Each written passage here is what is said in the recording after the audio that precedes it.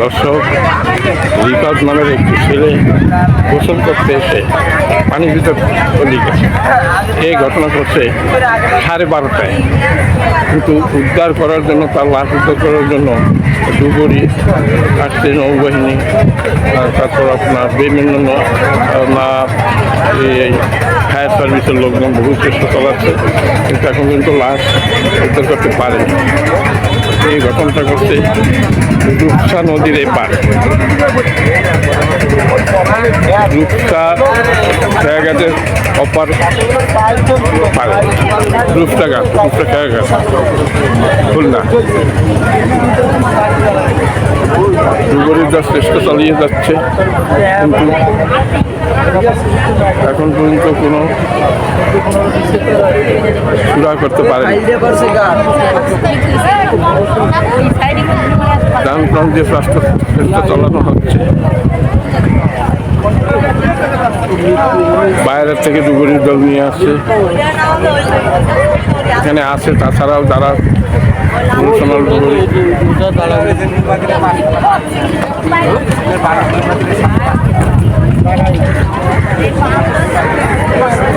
রিফাত নামের ছেলেটি গোসল করতে এসে পানিতে তলিয়ে গেছে। এখন পর্যন্ত তার কোনো সন্ধান পাওয়া যায়নি। এই ঘটনা ঘটছে 12:30টায়, এখন বাজে 4:30, প্রায় 5টা বাজে গেছে।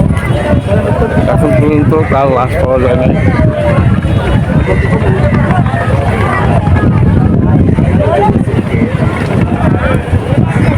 জায়গাটা কি রূপসা নদী, কিন্তু এপারের এই জায়গাটা কি বলে? হ্যাঁ, মাঝিপাড়া।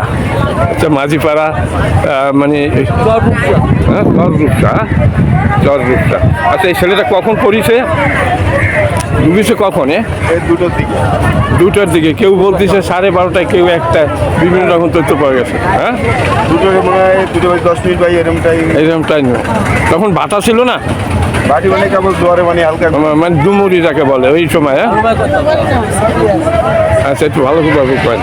এ তো অনেকে বলতেছে যে ছেলেটা উঠেছে, মানে 2জন তো ওখানে ছিল ভিতরে, তো 2জন তো একা আনতে পারে নাই, তাই একজনও নিয়ে আসছে। হ্যাঁ, কারণ ওই ছেলেটা ও তো পানি খেয়ে মানে টুবো হয়ে গেছে, ও নীল হয়ে গেছে, ও যা বললো। কিন্তু এই ঘটনা ঘটছে 1টায়। মানে ছেলেটা যা বললো যে ছেলেটা উঠেই নিয়ে আসছে একজন। হ্যাঁ, আর একজন কেউ পারে না, 2জন পারে না, তো 2জন পারবে না। কারণ 2জন বাঁচাইতে গেলে তো 2জন পারবে না, একজনই বাঁচাই নিয়ে আসছে।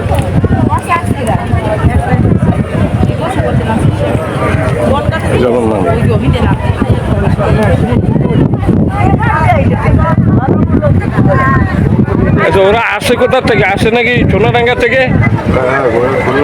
সোনাডাঙ্গা নিউ মার্কেট থেকে আসছে।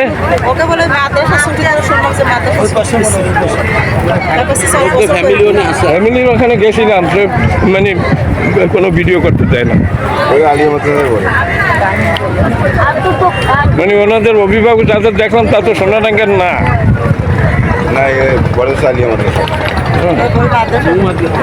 নিউ মার্কেট, আমি আমার বাড়ি নিউ মার্কেট, তাহলে তো আমি তো চিনতাম।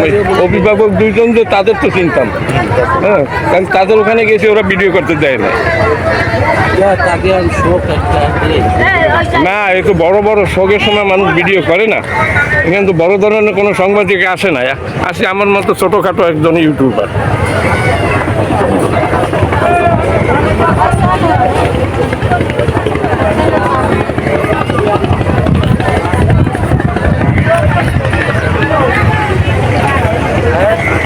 দর্শক, সকল বাহিনী বহু চেষ্টা চালাচ্ছে লাশ উদ্ধার করার জন্য। সরকারিভাবে কোনো চেষ্টার বিপরীত হয় নাই, প্রচুর পরিমাণ চেষ্টা চালানো হচ্ছে। নৌবাহিনী আসছে এখানে, তারপর আপনার ফায়ার সার্ভিসের লোকজন, এরা বহু চেষ্টা চালাচ্ছে লাশ উদ্ধার করার জন্য।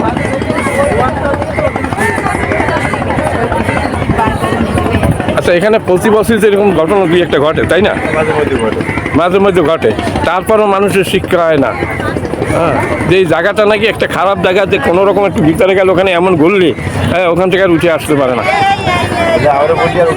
হ্যাঁ,